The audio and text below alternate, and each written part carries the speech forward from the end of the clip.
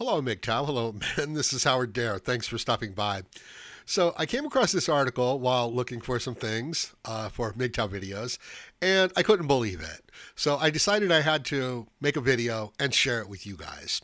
Now, I want to read the article and I want to respond. And I haven't read the whole article, so a lot of this is spontaneous.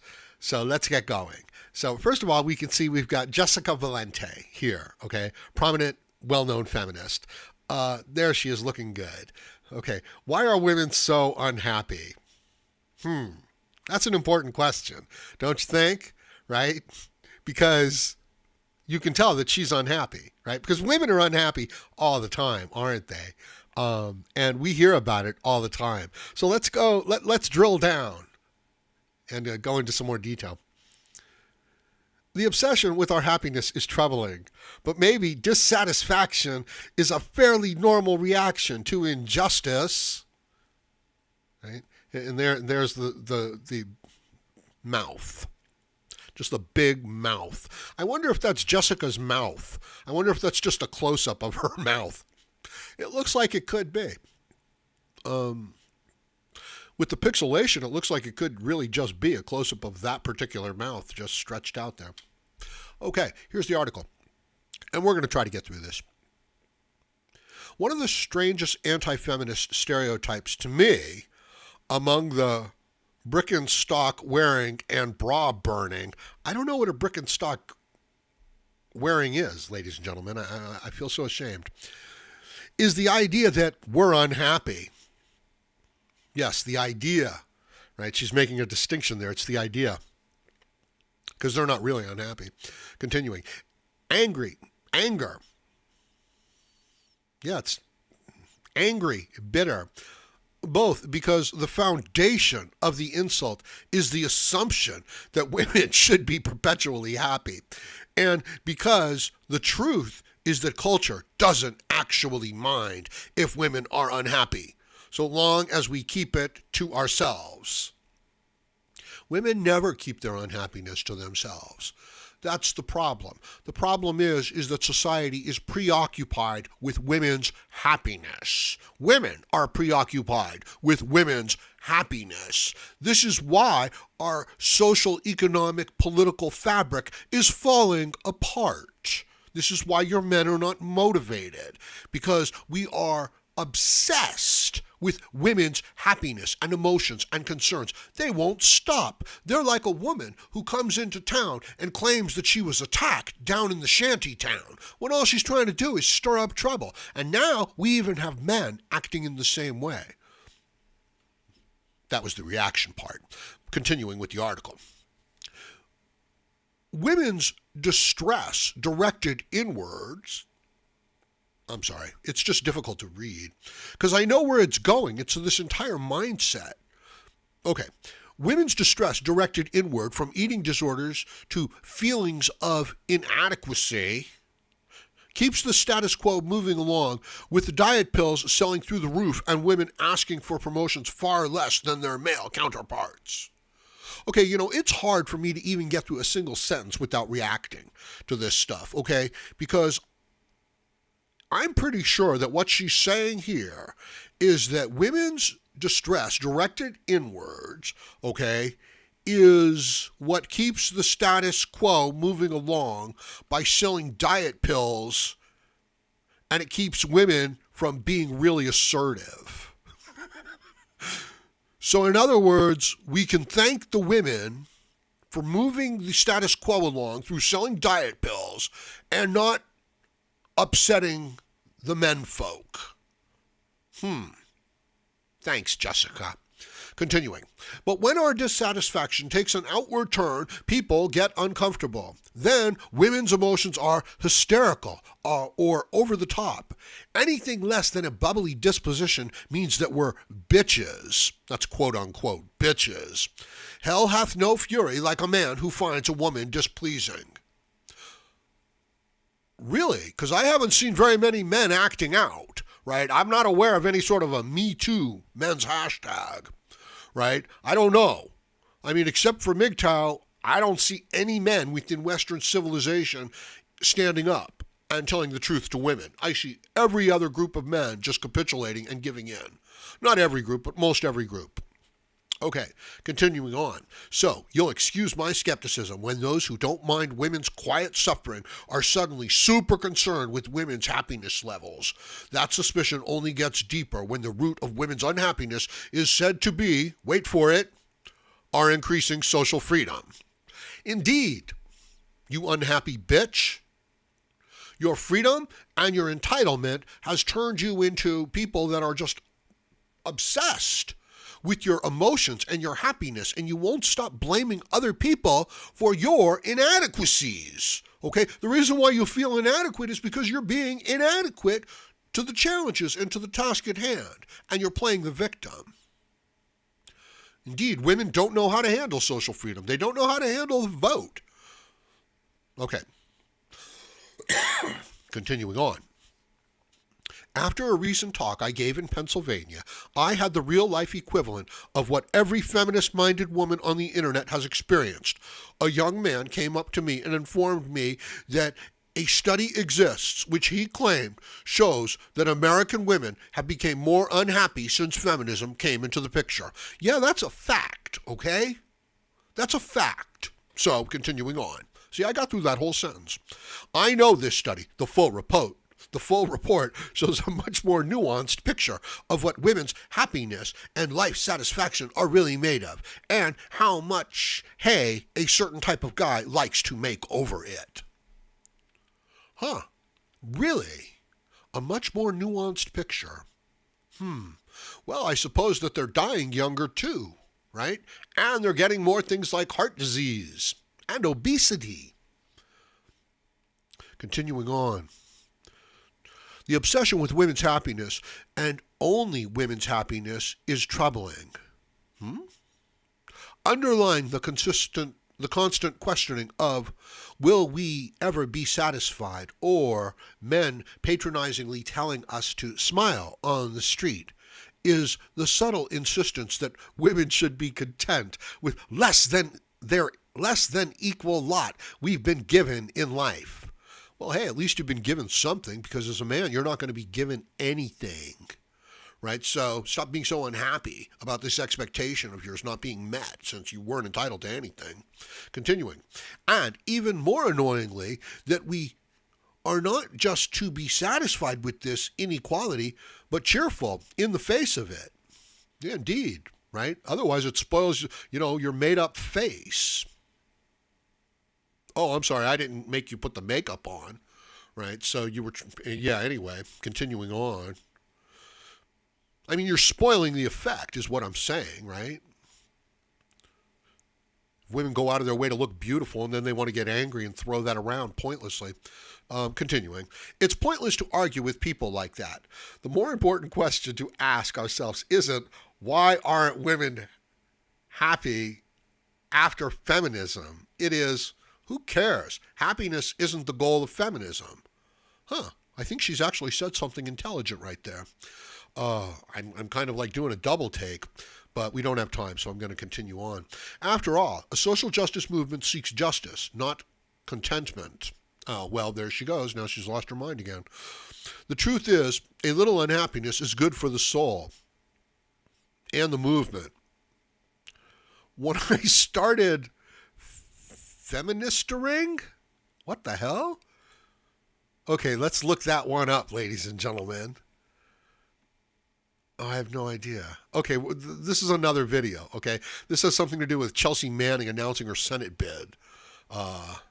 No idea how that got in there. It wasn't because I was happy. It was because I was frustrated. There's nothing happy about fighting to end rape, to end discrimination, or for the right to be considered capable enough to decide what happens to our own bodies. Feminists aren't pleased to point out that injustices of the world, but we know it's necessary for change. Okay, well, so she's claiming that her unhappiness doesn't matter, right? That women are unhappy, but they're unhappy because of social injustice. Right, because the women have been oppressed for thousands of years. Right? I doubt she sees, the recursive logic that's happening right there. Continuing, as Rebecca Tranister wrote of the aforementioned study, unhappiness is propellant, disappointment, and dismay prompt us to work for a better grade, to ask for a promotion or seek a new job, to search for a more affordable or comfortable abode, to go out at night and meet someone new, to try to get pregnant or decide not to have another kid. End quote. Well, it's part of what it does, absolutely. It could be true that women report more unhappiness since feminism gains of the 1960s and 70s. Maybe the trade-off for having our eyes open to inequality is feeling a little miffed about getting the short end of the stick. Dissatisfaction seems a fairly normal reaction to injustice. Buddhist Prema Konoldra writes that constantly seeking happiness can actually throw us in a cycle of unhappiness and disappointment. Instead of asking ourselves, how can I find security and happiness? We could ask ourselves, can I touch the center of my pain? Can I sit with suffering, both yours and mine, without trying to make it go away? Can I stay present to the ache of loss or disgrace, disappointment in all its many forms, and let it open me? This is the trick. Well, for a Buddhist, maybe. Okay, continuing on. While I don't mind being a little unhappy as a feminist, I admit that there are downsides. The realization that there is so much work to be done is overwhelming. But the itch of discontent makes us better. We fix things, seek out new adventures, and think about new ways of living our life. Ignorance may be bliss, but it's not the truth. Well, I almost broke out into song there. Yeah, so the source of her unhappiness is that there's still injustice for women. You'd think that she might have been happy about all the progress that they've made, but no, she's even more unhappy, right? My goodness. The awareness that they're like victims of their own emotions on this like tide, boat without a rudder, like a leaf in the wind, and they're just blaming the men and other people. No, this doesn't occur to them, right? No, it's just the reason why they're still not happy is because there's even more injustice out there.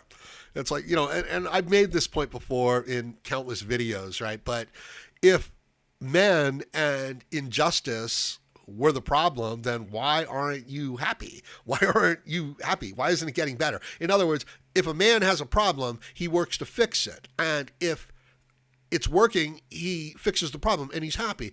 And if it isn't working, he changes his approach, okay? Women are getting what they want, but they're not happy, okay? They were never trying to fix the problem. They were trying to lord over men with their unhappiness. That's all they're doing. And it doesn't matter what happens or what you give them. I'm sorry, continuing on. Wait a minute. Since you're here, we have a small favor to ask. Many people, blah, blah, blah, blah, blah, blah, blah, blah, blah, blah, blah, blah, blah, blah, blah. Blah, blah, blah, blah. Thank you. That's what she said right there. That was some advertisement. Okay. So amazing, isn't it? Isn't it? She can't even face the idea that women are actually less happy now that they're being taken care of and given everything that they want in life. They're actually less happy. Now that they are the most privileged class to ever have existed within the human race, that the entirety of Western civilization, with all of its technology, with all of its resources, with all of its energy, is going to serve female victim narrative politics. Frightening, isn't it? Yeah, I'll bet that didn't occur to many of you, right?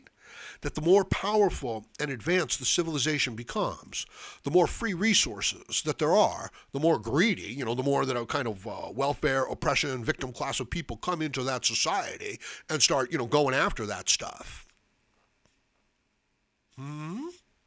Yeah, paints a picture, doesn't it?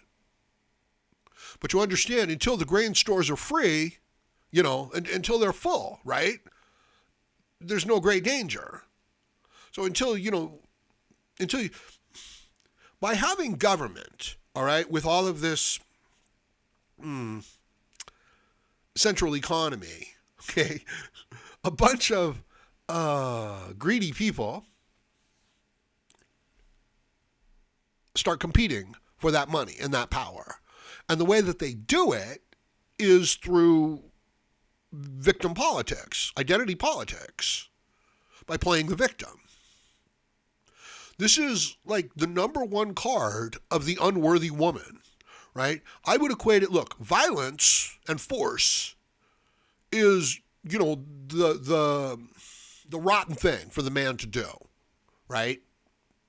Well, the woman playing the victim, that's her equivalent, of the man, using physical force. Now, but only, not only if she's being dishonest about it, right? Now, look, here's the thing. The trick for MGTOW is not falling for it, knowing the difference. She's going to play the game that she's going to play. The woman is going to play the victim, okay? She's always going to, I'm unhappy. She's always going to do that, right? She could be the most privileged group of people in the history of mankind, and she's more unhappy than ever, right? It's the princess and the pea, It's not that there's a problem, it's that she wants to be unhappy.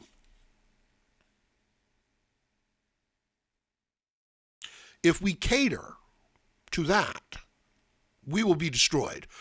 Western civilization will turn all of its resources and technology towards taking care of people that are lying. It's a tricky one to explain because on the one hand, you have this highly advanced, intelligent, technological civilization that can only be created by people that are like very intelligent and have a lot of empathy and have a lot of foresight, and really they've got like these mirror capabilities in their brain. Like they can imagine other people suffering. So they become altruistic, right? And the men, they become less masculine. They become somewhat cucked because they're so intelligent.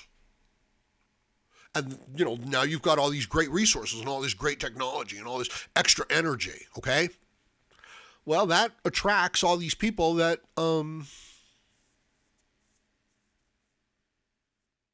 don't have those qualities.